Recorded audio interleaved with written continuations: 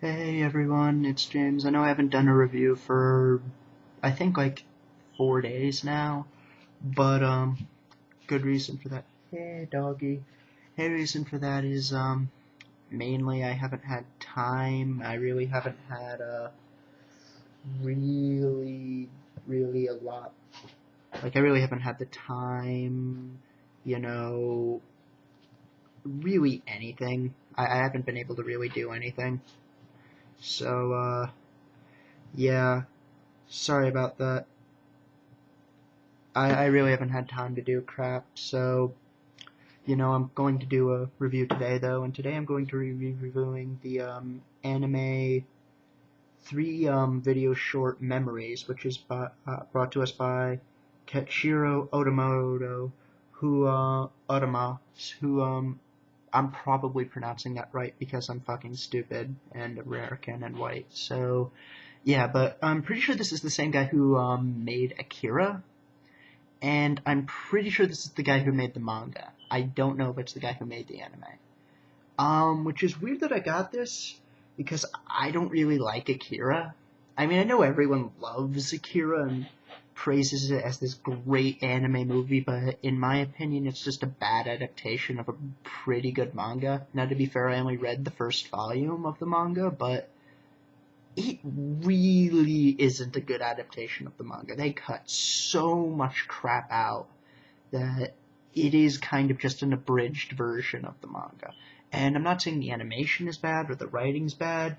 It's just, honestly, they kind of abridged the story so much. So I kind of feel weird when doing this, and I'm pretty sure he's only directed all three of these. I don't think he wrote all three of these.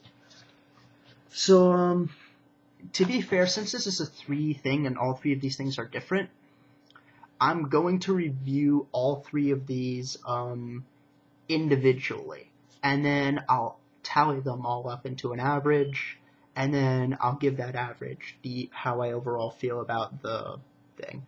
Now, the first one is this one called Magnetic Rose, which is this kind of ghost story in space. It's about basically these kind of people who are kind of like junk collectors in space.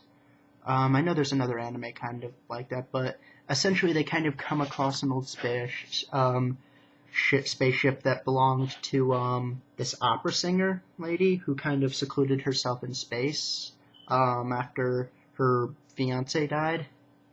So it's essentially kind of them exploring them, and honestly, this is really the weakest of the 3.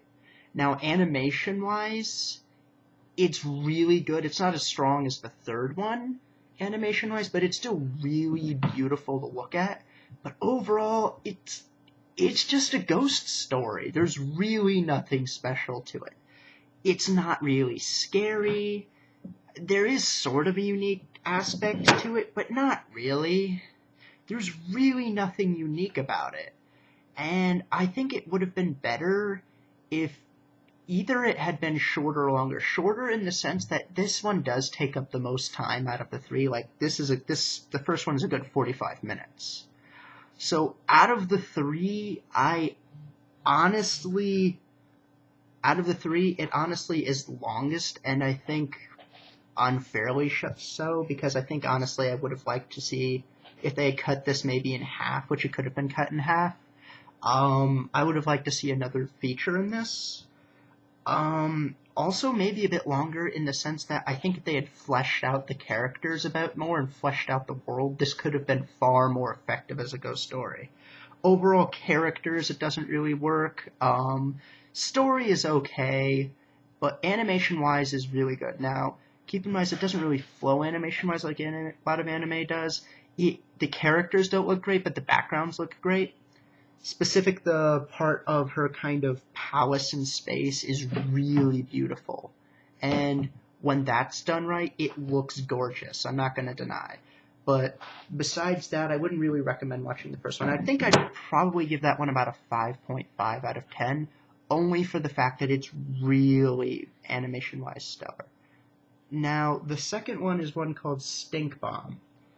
Now, this one is kind of about, I don't want to give away too much, but it's essentially about this guy who kind of works at a drug research plant, and essentially he has a cold, so he takes these pills that he thinks will, kind of cure him of a cold or something.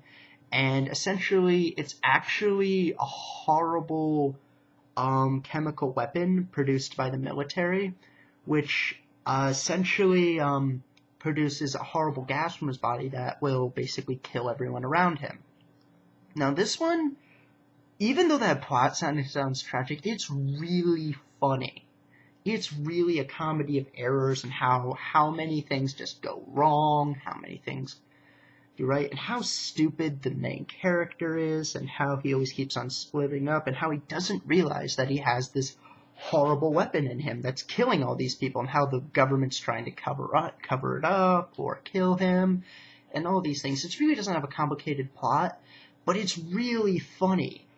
Animation-wise, it's not as good as the first one, but it's has a lot more movement to it. It's has a lot more fluid movement. It's walking around. It has a kind of sort of slapsticky, but it's really funny. And just how they can't stop this guy.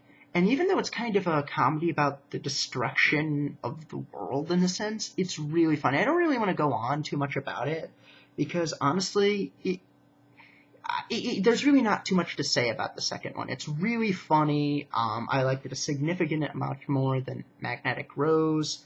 It's really funny, really cool. I give Magnetic Rose, Stink Bomb about an 8.5. So, now to move on. Crap. Actually, let me stop here for a